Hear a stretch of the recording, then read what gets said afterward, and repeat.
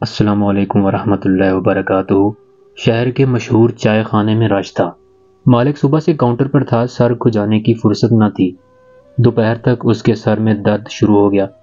شام ہوتے ہوتے یہ ناقابل برداشت ہوا تو اس نے لڑکے کو کہا کہ تم کاؤنٹر سنبھال لو، میں سر درد کی دوا کے لیے میڈیکل سٹور سے ہو کر آتا ہوں۔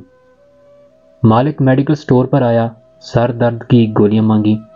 اس نے دیکھا میڈیکل سٹور کا مالک دکان پر نہیں۔ اس نے لڑکے سے پوچھا مالک کہاں ہے؟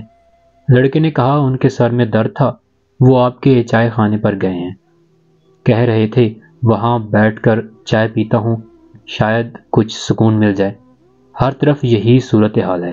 چائے خانے کا مالک اپنا سکون درد کش گولیوں میں ڈھونڈ رہا ہوتا ہے تو میڈیکل سٹور والا اسے چائے میں تلاش کرتا ہے۔ سکون سب کو چاہیے، اسی سکون کے لیے کوئی در در دنیا گھوم رہا ہے تو کوئی مزاروں کے چوکھٹ پر بیٹھ جاتا ہے۔ ہماری اکثریت یہ سکون باہر ڈھونڈتی ہے۔ اس لین دین میں اکثر ہم اپنا رہا سکون بھی کھو دیتے ہیں، دوسروں سے مایوسی نا امیدی سمیٹ لیتے ہیں۔ ہم ہار مان کر بیٹھ جاتے ہیں، تب ہمیں پتہ چلتا ہے جس سکون کو ہم در در باہر تلاش کر رہے تھے وہ تو ہمارے اندر ہی تھا۔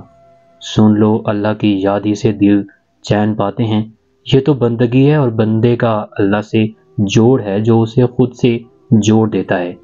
جب اور جس کا خود سے یہ جوڑ بنتا ہے اور جتنا مضبوط جوڑ بنتا ہے اتنا ہی وہ مطمئن و پرسکون ہو جاتا ہے، کیونکہ اب وہ اللہ سے راضی ہو جاتا ہے۔ اللہ اپنے راضی بندوں کو پھر مایوس نہیں کرتا۔